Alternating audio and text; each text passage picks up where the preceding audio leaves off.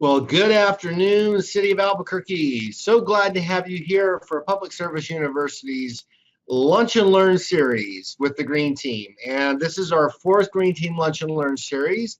And today we're coming back to the Transit Department to talk about part 2 of Transit and Technology.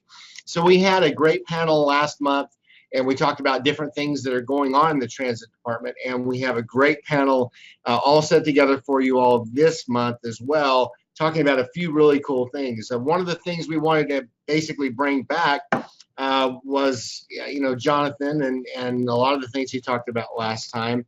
Today we're going to talk about solar bus stops. We're going to talk about a new program called the Adopt a Stop program in the Transit Department that is happening right now with bus stops and members of the community. And we're also going to talk about a really cool topic called transit-oriented development. And this is going to cover a lot of information about how we got to where we are and kind of, the way that we're looking at development here in Albuquerque with transit and trying to be sustainable. So as I always say, we're so glad to have all of you all here. If you have any questions as we go through the webinar, please feel free to enter those into the chat box.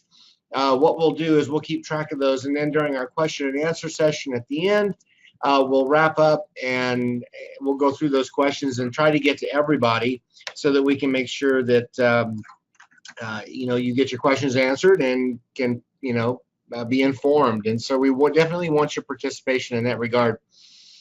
Also, we ask everybody to please mute your microphones and your cameras so we don't pick up any background noise while our speakers are talking. And with that, I want to introduce to you who our distinguished guests are today. So first off, we have John Blake, or Jonathan Blake, goes by John, and we're so glad to have him back. He was with us last month. John grew up in Albuquerque, where he attended La Cueva High School, earned a bachelor's degree at the University of New Mexico, and he started his career at Sandia National Laboratories and later earned an MBA with a concentration in finance at Arizona State. He moved into roles as a research specialist and a transit route analyst at the City of Albuquerque after graduate school. And while at ABQ Ride from 2011 to 2014 and 2017 to 19, he manages the quality control and publication of ridership data by bus route. He creates bus schedules using timing data, uses demographic data to improve the performance of existing bus routes, and leads efforts to create Route 16, which added 2 northbound and southbound bus service to Albuquerque Convention Center and the Alvarado Transit Center.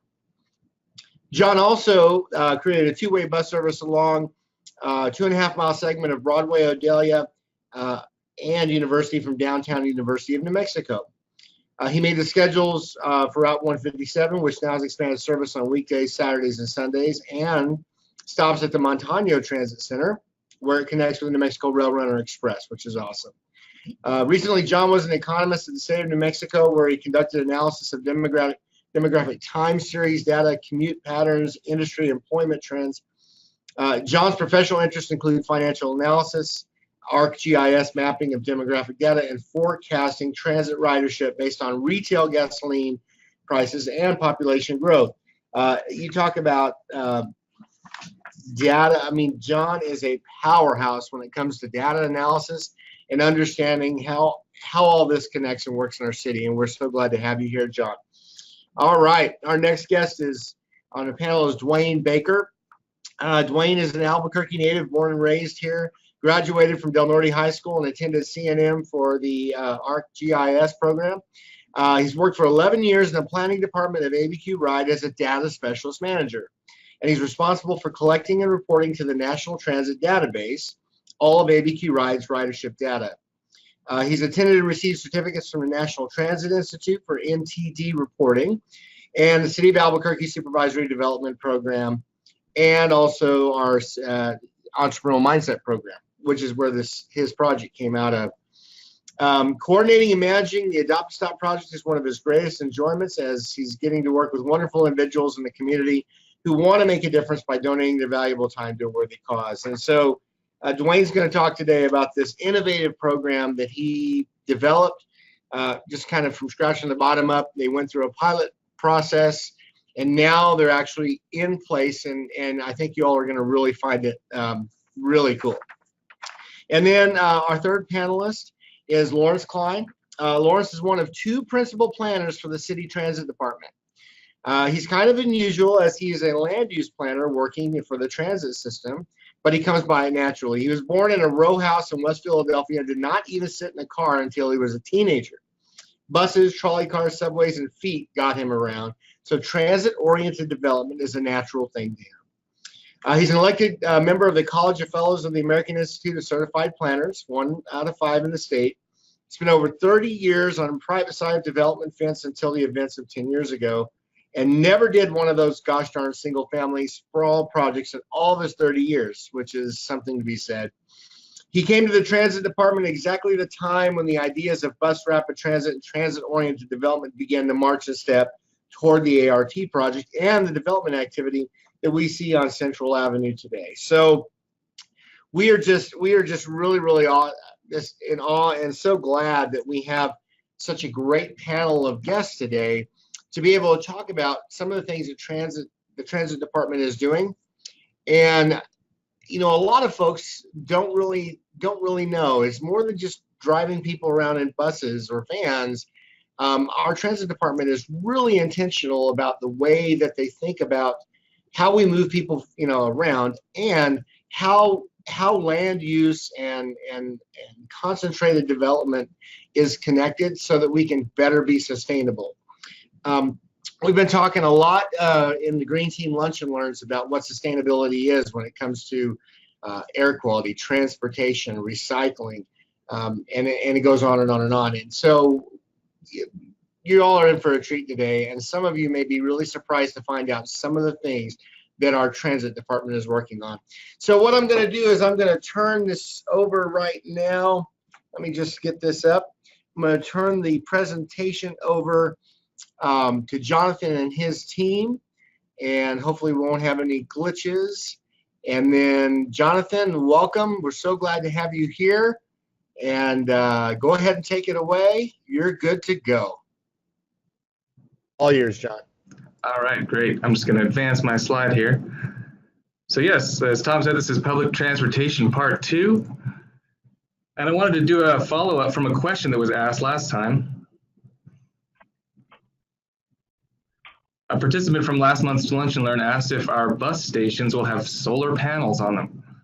And they're specifically asking about the ART stations along Central Avenue. And the answer is no, there will be no solar panels at the ART stations. However, we have lots of bus stops throughout our system that have solar panels installed currently.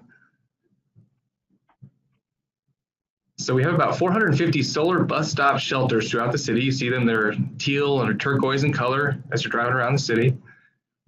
And they have a 175 watt solar panel sitting on top flat, and it produces about 5 to 8 hours of light from LED bulbs. So it's a nice environment for someone to stand and wait for the bus in a sheltered environment with light at nighttime. And the solar energy that is produced is stored in a battery on site. So these are standalone, self-sufficient, sustainable bus stops that are available to the public. And I'm also going to talk about some more solar initiatives that the transit department has. We're going green and we're going solar even more. We're adding a solar carport structure at our biggest maintenance facility, the Daytona garage on Albuquerque's west side. And that's going to be a large system. It's going to produce something like 10 times as much energy as our current solar bus stops do. So if you're kind of curious about what the environmental impact of having all these solar bus stops is, like I said, we have 450 bus stop shelters, and that's the equivalent of 47 tons of CO2 or carbon dioxide reduced in the atmosphere each year. So it's good for the air in your city. It's like we're consuming 4,800 fewer gallons of gasoline. It's enough energy to charge 14,900 smartphones for 1 year, or switching 1,600 incandescent light bulbs or lamps to LEDs for 1 year. Because then I get to see all the presenters watch. Okay. carbon offset is the same as 50 acres of U.S. forest in 1 year. So we're not talking about a scrub forest in New Mexico. We're talking about more of a dense forest. So we are offsetting lots of nasty emissions and carbon dioxide in the atmosphere.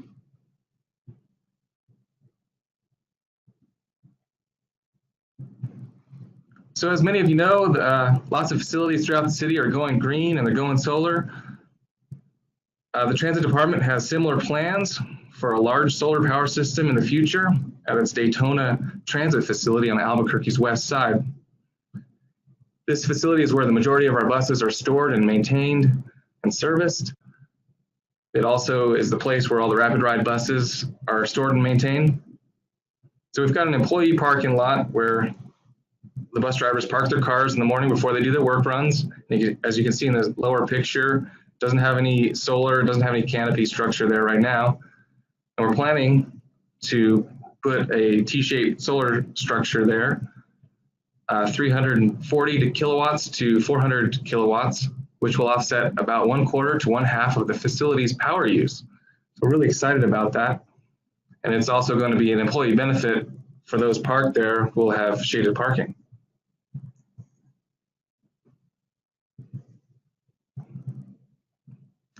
So like I was talking about earlier, we have these sheltered bus stops, these solar bus stops, and they've been installed in various places throughout the service area. They're out in the public, and we are aware that vandalism does exist. So we have created a program.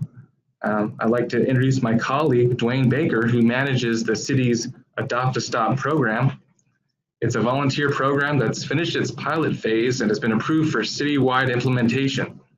The program gives city employees and citizens the opportunity to choose a bus stop, clean it, and report any issues to the city's maintenance department so that we can address those issues.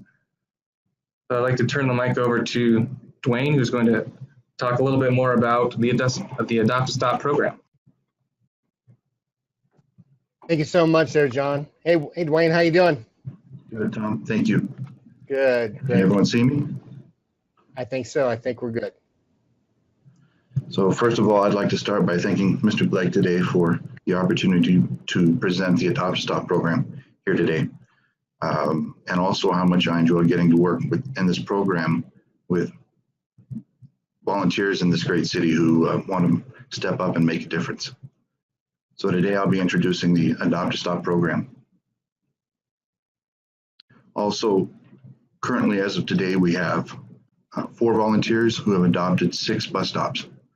3 of those 4 volunteers are city employees or government employees. And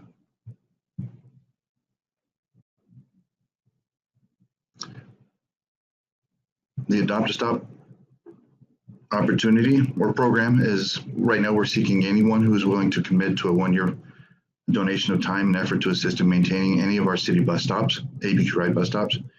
Ideally, we'd like to involve or include individuals, commercial businesses, neighborhood associations, and educational institutions. What we're asking is that volunteers on a daily or weekly basis clean, remove graffiti and trash, and report the condition of the stop as needed to the coordinator, which is myself. The program's goals are to create an opportunity for the department to save a little money and improve our end user experience for our bus riders. We are looking forward to developing partnerships with our community and foster relationships. We want to build public appreciation for our service, what we provide, and reduce, in the same time, reduce graffiti and trash from our bus stops, improve the image of them. As you can see, we have a lot of infrastructure around the city. And right now we have 5 one-person crews and 1 trash truck who maintain all of that infrastructure. They empty trash cans, they power wash, they replace any or repair any broken or, in some cases, vandalized amenities. So if you'd like to become an Adopt a Stop volunteer, you can either send an email to myself, dbaker@cabq.gov, and I'll respond with an email that provides all the information. Also, you can sign up online at www.cabq.gov, and under quick links, you'll select Get Involved. On that community engagement page, you'll scroll down, and under Volunteer for the City, there is a tab called View Volunteer Opportunities. Under One ABQ Volunteers, on that page, you'll select Create a Volunteer Profile. Under the Departments section on that page, select Transit, and then scroll down, and you'll complete your application. After you sign up, we do have a safe chemical handling course. We do provide a chemical called Graffiti X, and it's a cleaning spray. So in order to use that or to issue it to you that we do in the cleaning kit, we have to have you go through a 1-hour safe chemical handling course. Upon successfully completing that course, we schedule a meeting with you to meet at your adopted stops when it's convenient for you. And we'll take pictures and note the condition of the stop. If anything needs to be repaired or brought up to speed, I'll coordinate with our maintenance department and get that addressed so that you can begin with something you can move forward with. After you've maintained that stop for 90 days, upon your request, we issue you a 6-month bus pass, and we will also be placing a placard on the bus stop pole with your name on it and recognition for your volunteer work. This is what the placard will look like with your name on it. And that's pretty much it. Thank you for listening today, and I look forward to working with, like I said, our community and getting as many bus stops as we can adopted. So thank you for your time, and at this moment I'd like to introduce Mr. Lawrence Kline for the transit-oriented development presentation. Thank you so much, Dwayne. While we get that screen changed over to Lawrence's presentation, I just want to say, Dwayne, your commitment to volunteer really to work to develop this program is really amazing. Choosing to be sustainable and to really support our community and using volunteers. And I think it's really kind of cool that a number of the volunteers that are actually involved in the Adopt a Stops happen to be city employees. So that's really great. But congratulations on that. And Thank you. welcome, Lawrence. Glad to have you here. Afternoon, Mr. Darling. Good afternoon to everybody else. Thanks for the invite. I have to say thank you to John and Dwayne too, because what they do is essential to the current operations and the immediate future of ABQ Ride and trying to make ourselves more sustainable, and not only in the physical way of making use of solar power, but also in making use of what we now call One Albuquerque, every citizen acting together. When I first saw the title of my section of this, I thought to myself, heavens, they're putting elephants in with kangaroos at the zoo. 2040 MTP and transit-oriented development are not things that go too naturally together, but there's a distinct thread between them, and it derives from the shape of our city and the way we might want to shape our city in the future and for a more sustainable one. So, last week, Carlos Contreras came over to our shop and gave a speech on the origin of the idea of One Albuquerque, where he used a slide that had an interesting heading, where we started, where we are, and where we're headed. I want to go through that same process in talking about TOD and the 2040 MTP, but I'm going to start with where we are, because that was my first charge. So the MTP, it means Metropolitan Transportation Plan. That seems obvious enough. Where does it come from? It comes from a thing called the Metropolitan Planning Organization, and they operate under some very strict but simple rules.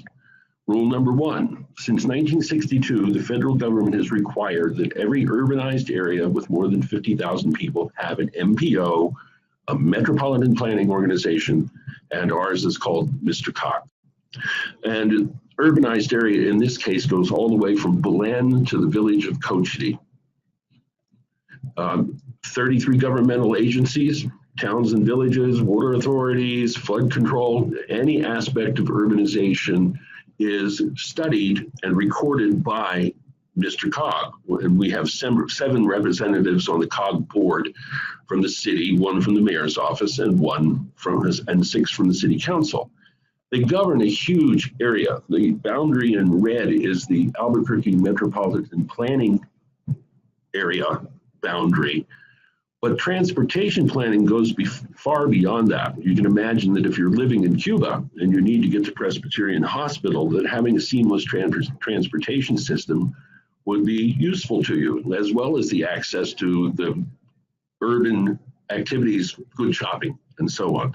So COG does a transportation plan that covers far more than just us. And they do far more than just transportation planning. Obviously, they do transportation planning. This is our priority investment transit network. But they also they're the keepers of the bicycle plans for all of these jurisdictions. They do simple things, it would seem, like population density and percent minority population. Those are 2 drivers for how we provide our transit system. But they do many other things. Several years ago, they studied the water supply in the entire Middle Rio Grande Basin. A few years ago, they got together with the Volpe Institute and the United States Department of Transportation to do a study on climate change resilience in Albuquerque. And even small things, like the one in the middle, they have an interactive map on their website. I thought there were only 2 places in town where you could go to get fresh produce, the rail yards in Robinson Park. Well, actually, there are 48 of them, and they're all on that interactive map that you might want to look at. So they are the people who tell us where we are. Every 5 years, they take a snapshot of where we are. And I would advocate for them. They're a wonderful group of people. They work for us. They have a great body of data, which they share readily and quickly. And to me, the most important thing they've done for me is anytime I want to measure something and they don't have a metric, they will sit down and discuss with you how they can develop that metric for you and get you the data they need. So please use them. That's where we are, is where COG tells us every 5 years. Now I'd like to spend some time talking about where we've been, where we started, because it determined the shape of our city and the interrelationship between transportation and the shape of our city is how we're going to get to TOD, for transit-oriented development. So I'm going to go way back. Tale of 2 cities. 10,000 years ago, there was already a central avenue running basically from the canyon over to the river, across the top of the mesa, nothing more than a dirt trail. It led to 30 pueblos that were on the west side of the river between Algodones and Belen, and to innumerable hunting camps on both mesas. And of course, after the 1500s, the Spanish used the Camino Real to go back and forth north to south, but there was very little east-west movement. 1706 comes along, and the village of Albuquerque gets formed about a half mile or mile east of the banks of the Rio Grande. And that was the first commercial center in our portion of the Rio Grande River. The first big change came in 1880. The north-south extension of the Santa Fe Railroad from Lamy down to Belen.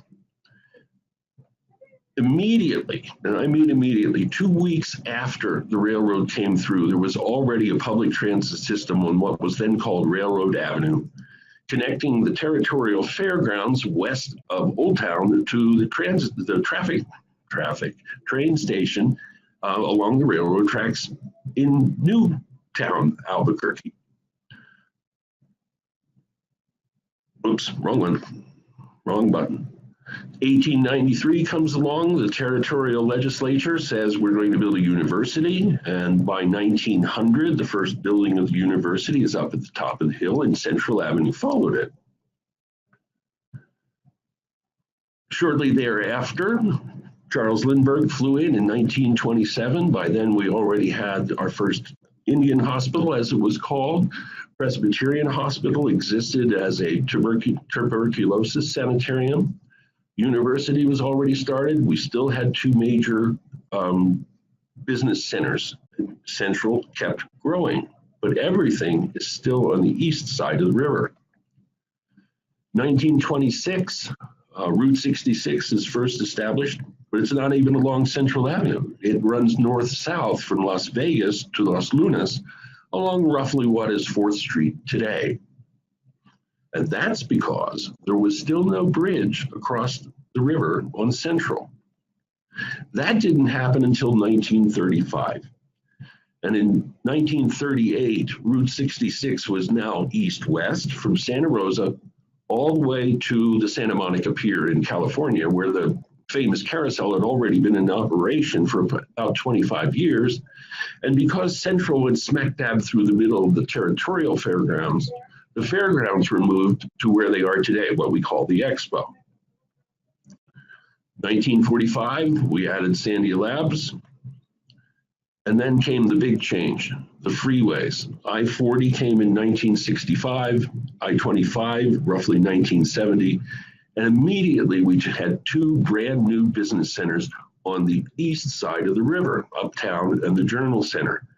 Nothing was seriously yet happening on the West Mesa. And it wasn't until the 80s that, since we now had transportation across the river, that places like the Atrisco Business Park, Cottonwood Mall, St. Pius High School moved from Uptown to Coors Boulevard, and we had our second airport out at Double Eagle. The operative point here is that as we grew for 200 years, everything we did was on the east side of the river, and that caused a huge imbalance in what is called the jobs and employment balance.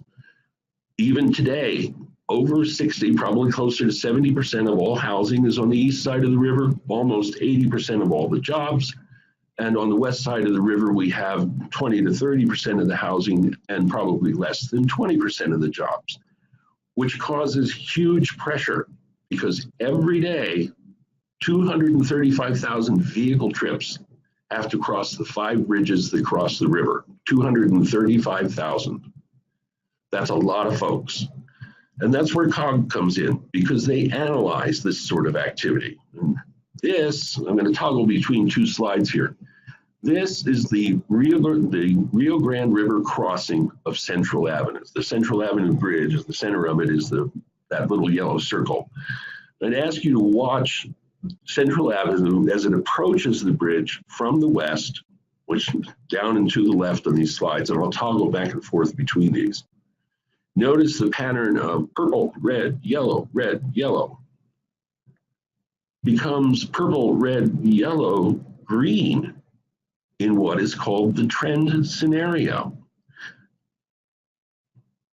You can see that change, and you can see if you look around at the other roads, you'll see the same sorts of changes. So the trend scenario lowers the impact on the bridge crossings over time. And COG analyzed this in 3 different ways, by means of access, by means of mobility, and also a couple of strict sustainability factors. If you look at the access factors, everything gets better in the trend scenario. It still goes up, but there's more housing near our activities, more housing near our transit, more housing near our employment. Under mobility, hours spent driving goes down, vehicles, miles driving goes down. The only thing that goes up is transit ridership. And since we're all about sustainability, there are 3 pretty important sustainability goals here. Number 1, land development. How much new land is developed goes down under the target scenario. CO2 emissions go down under the target scenario. And these days, importantly, the growth in development in forest fire risk areas goes down in the trend scenario. And you can imagine what would happen to places like High Desert or Sandia Heights if we ever had a good grass fire. These are very sustainable things. Keeping land from being developed keeps it from becoming a heat sink, which I personally think is equally important with CO2 emissions in global warming. There's a curious part about this. None of the metrics goes down. And I'm going to speak a heresy. We'll never be able to build a sustainable city. We can build a more sustainable city. And that's one of the things that TOD will help us do. So we'll turn to the third question: where are we headed? Last time, my colleague Catherine Anzuris put this slide up on the screen. This was done specifically for us by Downtown Main Street. And every once in a while, I hear oohs and ahs about the picture in the middle. We don't want the cars. We don't want those smelly buses. Why can't everybody be on a bicycle? Why can't we be Copenhagen? So a little ammunition.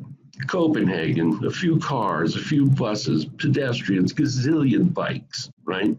But note the buildings in the background. Here we are. Here is our city boundary. Here's Copenhagen's. Big difference. Strangely enough, Copenhagen has more people than Albuquerque does, but it only has 1/6 of the land area, which gives it 6 times the population density, which is how you end up with 4, 5, and 6-story buildings continually. Oh, square mile over square mile. I'm not sure we want to live that way either. So one of the things COG did with all of these data, and they keep changing scenario names all the time. So now in this one, it's called allowable uses versus lifestyles.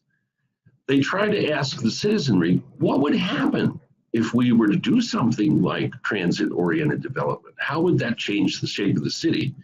And I know you can't read these, but I ask you to look at the shape of the yellow on the west side and how under the allowable uses today, the amoeba of yellow creeps out all across the Black Ranch, north and south of the Double Eagle Airport, out Cesar Chavez and Rio Bravo to cover more and more of the West Mesa, as opposed to the one on the right, which is emerging lifestyles, meaning in this case, boomer and millennial. And how if TOD is employed to absorb the new population, we get a lot of purple, which is high and medium density mixed use development. And this is, we have a history which drove the shape of the city, but we also have development styles that drove the shape of the city. The biggest one for the last 75 years has been the single family subdivision. More and more, we're seeing things like this, multifamily, mixed use, land use blocks that we call transit-oriented development, if they happen to have transit in front of them. And some of the statistics are kind of stunning. Single family subdivision only has 37 units, but it has 2,500 lineal feet of street center line. That street center line has to be built, it needs to be maintained. You can get 3 times the units and 3 times, actually 2.5 times the people on a street center line of only 1,750 feet that you have to capitalize and then maintain. So in every respect, building this way is in itself more sustainable. So it's got less roof area, it's got less wall area, which means less heat is lost, less cooling is lost, it has less landscaping, so you use less water.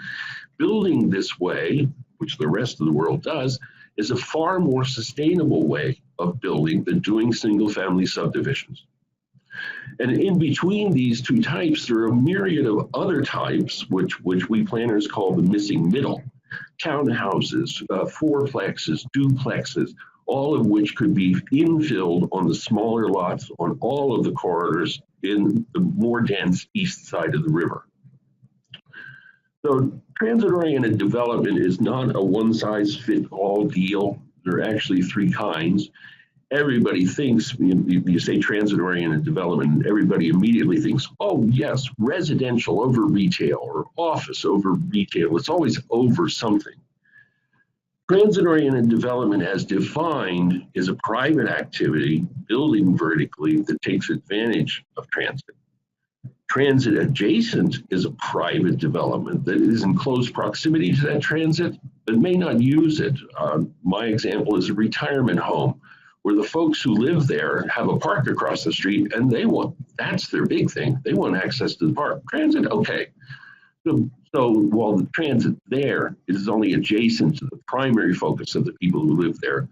And then there's a very special form called joint development, where private developers come in and use public land and build or maintain transit infrastructure as part of the development. This is basically a federal form of transit-oriented development, and we're working on one right now, trying to convert our Uptown Transit Center into a transit-oriented development. But another caution, as all things in real estate, if you can't get the rent, you cannot build the building. It's fundamental. So rational reactions to field conditions have to define your project ultimately. And we, unfortunately, well, not unfortunately, we made a little bit of a mistake in our new zoning code, for instance, in requiring that the ground floor of any mixed-use building of this nature be designed as shop fronts. Well, if I don't need a shop front, do I really want to live in an apartment where 60% of my wall is required to be glass? Well, that's what our rules currently require. Now, I asked the question specifically about retail because of a peculiarity in the United States. This is retail space per 1,000 people. So if you take the comma out of each of these numbers and insert a decimal point, in the United States, we have 20 square feet of retail space for every human being. Twice what Norway has, they have twice what Sweden has, they have twice what Italy has, they have twice what Russia has, and so on. We are far, far and away the biggest consumers of retail space in the world. And you've probably seen over the course of the last couple of years that retail space is not in a premium anymore. It's extremely difficult to rent now, not only because of the influence of the internet, but because nobody wants to rent those buildings. They're old, et cetera, et cetera. So, tale of two titans. Two transit-oriented development projects that are happening as we speak on Central Avenue. And I apologize for concentrating on Central Avenue because the history and growth of the city are so much more than that. But Central Avenue is very instructive to me. Titan is a local developer. They're full service. They do apartments, they do retail, they do industrial parks, you name it, they build it. They have two projects going on Central right now. One of them is right across the street from Presbyterian Hospital, which is the red blob at the left end of the Sky Bridge, over here at the left end of the picture. There, they are building not only housing and a hotel, but they're doing their own retail. They're building a central market, which they intend to use as a growers market, other restaurant and retail and so on. And the reason for that derives from the market nature of the site. If you look at the distribution of retail uses around their site, and you know anything about the topography of Central Avenue, the only retail within walking distance is up a pretty darn steep hill, right? And if you want to go to the Deli G Market over on Martin Luther King, you're not only going up the hill, but down the hill and then back up the hill and back down again to get back to your house at this project. Compare and contrast with the other project they're working on right now, called Progress out at Sierra and Central, near Washington Central and the Deonsa Motel. And look at the distribution of retail space around their site out there. The retail within walking distance and very flat walking distance is bigger than the area of their site. They don't need to do retail on this site in order to make it work. But I'm told that they had one heck of an argument over the idea of you have to develop your ground floor as storefronts. What you do in the marketplace has to be rational. I'll just go back. So where are we headed?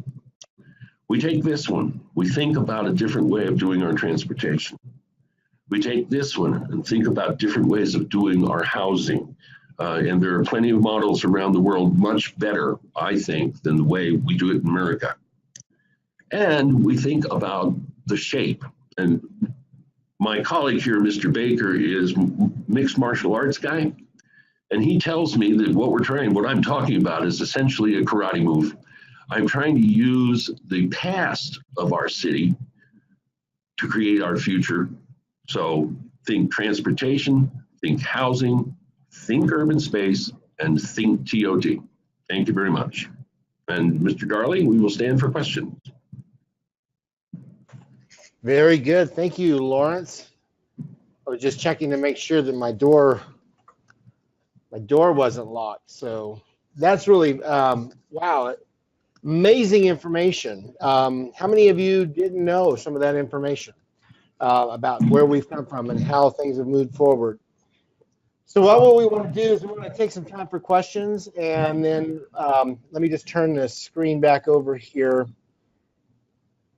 We can get back to our place here. And I just thank you guys very much for all your presentations were amazing. So, all right, first question that we have here is from Kelly. Okay, so Kelly asks, is there a report that is reviewed identifying any of the 450 solar bus stops which may go offline, not functioning properly, etc.? Well, we do have a bus stop database, and we update it periodically. It's in GIS, and our maintenance department notifies us if there's some damage to a shelter, and we'll decide whether we're going to take it out or fix it. So we are aware of it, and we also get information from the public through 311 to find out if a bus stop has been damaged or wrecked into or something like that, or vandalized. And we will address it as quickly as possible. So at any given time, we do know when we do have a database of bus stops that are damaged, but we don't always know everything that's going on out in the field. So would you suggest, John, that the best way to get that information to you is to use 311? Is that effective? It should get to us through 311. Yeah. Very good. All right. So we have another question here from Dana. Why is the development model difficult to adopt by a community? Question is, why is the development model difficult to adopt by a community? So I'm going to turn that one over to Mr. Kline. All right. Definitely a Lawrence question. I think Mr. Darling noted in my little biography that I was born in a mixed-use development.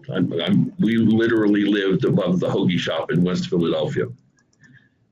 I grew up with it. I grew up riding the bus. I grew up riding the L. I grew up walking everywhere. I literally didn't sit in the car till I was probably 15 years old. I'm strange. It makes it very easy for me to adopt the idea of living in a multifamily residence on a crowded and busy street, of not having much landscaping and so on. Those concepts are pretty foreign to a lot of the people in Albuquerque, but there are two groups that we could take advantage of, and we need to do it soon, and that's the boomers and the millennials. Both of them are, while they are empty nesters, are very interested in this sort of lifestyle. They both want to actually occupy the same projects. And in fact, in California, sometimes the millennials and the boomers get into fights with each other because the millennials, of course, want to play games at 2 o'clock in the morning and the boomers don't. But they still like the access to the coffee shops, to the restaurants, to the transit, and all the busy things that a city can give you. So right now in the United States, 50% of our population is equally split between being a boomer and being a millennial. We have the opportunity to offer them the marketplace they want, and that's where their kids will grow up. And just like me, then their kids will know that it's really okay to live in a shop above, an apartment above a hoagie shop, and to walk everywhere and to ride the bus. I mean, it's a cultural change, but it could happen if we take advantage of it right now. Wow. I think a lot of times, especially here in New Mexico, because we just have so much land and, can roam anywhere we go, we just don't think like that. But that's a great point. Great question. All right. Looks like we have another question here. Okay. Oh, yes. Dana's follow-up question was, isn't this type of housing expensive? Is it expensive? It depends on how you look at expensive. Right. A place called the Center for Neighborhood Technology at the University of Chicago in Urbana, it devised a thing called H+T, housing plus transportation. And if anybody ever bought a house, you heard the real estate broker say, drive till you qualify. What they never said was once you get there, you're going to have to drive to get back. So if you want to live on the west side where this denser pattern doesn't exist, everything you do, you're doing in a car. Mm-hmm. If you were to live on the east side next to a transit system and didn't need to buy that car, didn't need to buy the insurance for it, didn't need to put gas in it, didn't need to buy new tires or fix the transmission, just getting rid of one car by using a transit system can save a family multiple thousands of dollars every year. It's like getting a $500 or $600 increase in your paycheck every month just because you made a different locational decision.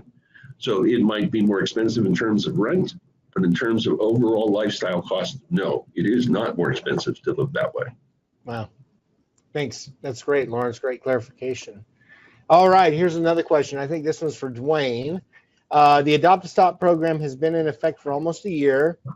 Is it really that difficult to get volunteers on board that we only have 4 volunteers today? No, it's not difficult. It's simply a matter of the timing and transition. We had a pilot project. That pilot ended about a year ago, and there's been a lot of things in transition. So we learned what we did from the pilot. We learned a lot, and we started about 3 or 4 months ago with the permanent iteration of the project. So it does take a little bit of time, but you want to make sure that you're moving forward correctly. And what I didn't get to state earlier is I look forward to touring with each and every one of you, and the impact that it has throughout the city when somebody maintains a bus stop is it's visible, noticeably visible. So no, it doesn't take, it hasn't been too long. There is one requirement now that wasn't before, which requires a background check. So there has been things introduced that weren't there before. So it does add a little bit of time to the process, but it's not really a difficult thing to get involved. I hope that answered the question. Yeah, no, I think that did. I think the perspective, even though you've been working on this for the last 2 years, the pilot ended, and then the implementation of the actual program has really only been over the last 3 or 4 months. So as a result of that, to have 4, well, how many total people are adopted? We have 4 right now that have adopted 6 bus stops. Okay, so it is 4. So that's just been what's come on board in the last 3 months. That included Christmas break in there and Thanksgiving break in there. So you're making positive progress. I suspect, and marketing for this has just started to come out and roll out. This is actually one of the first marketing efforts to talk about it, so people that know as well. So that's great news. That's great news. Awesome. All right, we had another question, one from Brian. Can you provide an update on plans for joint development of vacant ABQ ride parking lot at Uptown Transit Center? Is that transit-oriented development? And I don't know if there's a, did you hear that, Lawrence? Would you like me to read that again? Provide an update on plans for joint development of the vacant ABQ ride parking lot at Uptown Transit Center. And is that transit-oriented development? I don't know if there's a simple answer to that or not. The request for proposal was issued back in December. Proposals are due this week. Don't know yet how many we got. But yes, that will be a multi-story residential facility on top of commercial services. When we did our surveys out there a few years back, it was ridership services that were most missing in Uptown. There are no daycares, for instance. So if we could get a daycare built into underneath our housing in Uptown. That would be a transit-oriented development because it's got a transit facility right on the grounds, multi-use, multi-story. And one of the things we're trying to do is involve our next door neighbors, Newsenda, who own the other half of the block, and maybe trying to do a very similar project on their piece of property. So it's proceeding very slowly. Yeah, that's great. Awesome. Okay, another quick question for Dwayne, and you can probably answer this with a number. How many volunteers did you have in the pilot for Adopt a Stop?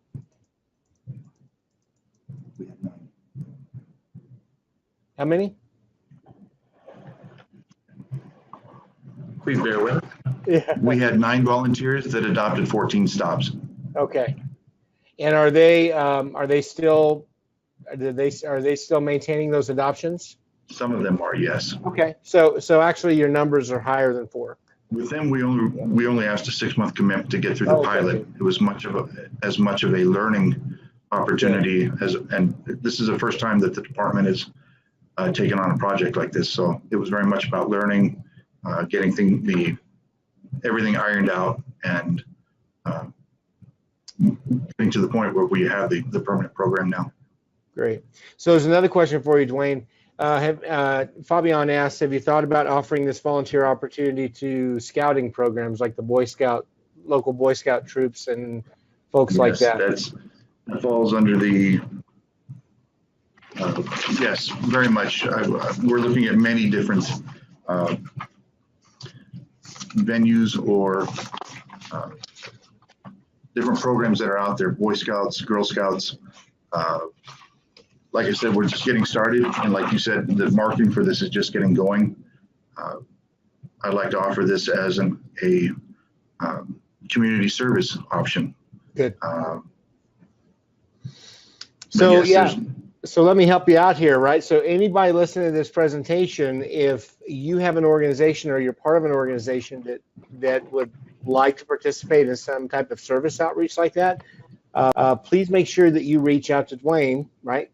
Because they're getting their marketing ramped up right now, and what a great opportunity. And there's lots of stops. So good. Okay, another question for Lawrence from Kelly. You have your headphone in there, Lawrence? Oh, you guys are awesome. I love it. We need to get a turntable for that laptop in there, like a little laser system. All right, so Kelly asks, based on your presentation, it appears there's a lot of exciting growth happening in the downtown Nob Hill area. In the future, will we see continued growth along the corridor past Central and San Mateo? Who knows? We like to think so. I don't have a crystal ball on that one. We do know from statistics that the planning department has gathered that in our corridor, which is 9 miles long and 1 mile wide, in that 9 mile square area, 15% of all the building permits in the city and 27% of the building permit value in all of the city are concentrated in that corridor, which tells us it's working. Where the private developers choose to go with their next project, I would not speculate. Great. Awesome. Thank you, Lawrence. All right, I think this one's for John. Is the Yale bus yard considered for solar improvements? I don't know if you can hear that yet, John. Can you hear that? No? I'm sorry. Is the Yale bus yard considered for solar improvement? We did look at Yale as an alternative for solar. We chose Daytona for various reasons, but one of the reasons was Yale, the roof is got a lot of obstructions and it's kind of old. So we decided it wasn't cost effective to go on the roof there. And if any of you know where the Yale facility sits, it's right in the middle of the neighborhood. So there's not much land to put a solar array on the premises there. So we chose the Daytona facility. We've got a pretty large parking lot to work with over at Daytona. Great. And then the last question here that I have from Dan, and maybe you can answer this one, John. Are there any thoughts of providing local businesses with free or reduced bus fares for employees that use transit for commuting. Denver is an example that he's familiar with, kind of an incentive for businesses to start using transit and get away from driving. Is there anything like that? It's a great idea. We don't have any initiatives for that right now. As I said in my last presentation, city employees get a really deep discount, $14 for a month pass, and state employees get a deep discount at $20. And then we offer promotional one-day free fare days for everybody. So we did a promotion on Equity Day a little while ago, and we have plans for a free day on Earth Day coming up in April. That's for everybody, but I think it's a good idea. We will look at providing promotional fares or free fares to businesses, particularly businesses that are close to bus service. So thanks for that suggestion, and we will definitely take that back and do some analysis. That's great. All right, well, we're wrapping up our time here. I just want to thank you guys so much for coming on and being our panel today. The three of you have provided so much really valuable information to us, and I think it's easy for us to take for granted just because we see a bus and we think, oh, that's transit, it's riding the bus, but it's really not just riding the bus. It's really creating accessibility in our city and doing it in a sustainable way that's scalable and provides an opportunity for lots of people to be able to move around. And when I think about the level of research that you all do, or the levels that you go to really think about how people move around, but not just transportation related, but also how that impacts development, how that impacts the way we think about how we zone or how we build. There's a lot to the transit department that I think a lot of folks don't think about.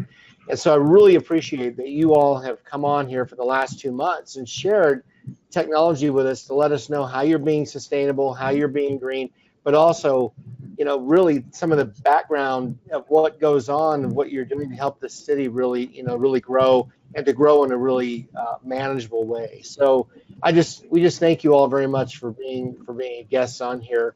And we really look forward to seeing you guys again as we do some more presentations later on. So I just want to let everybody know that as we wrap up today, our next Lunch and Learn with the Green Team is going to be April 18th. So there won't be a Green Team Lunch and Learn next month. There should be a Lunch and Learn about some other topics that Public Service University is offering.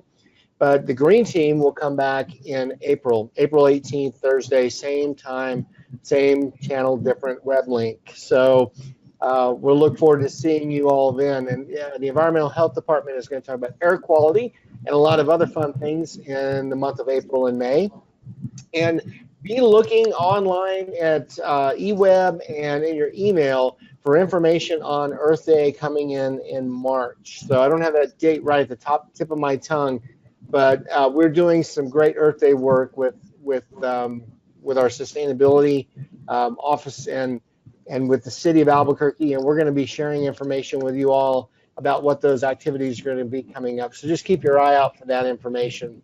And again, thank you all for joining us. Have a happy Valentine's Day, as it is February 14th, and we will catch you all back here the next time. So thanks a lot, and we'll see you guys. Make sure you turn in after the webinar is over. If you have sites with lots of people viewing, make sure you go ahead and email those to me. Until next time, we'll see you later. Thanks a lot. Bye-bye.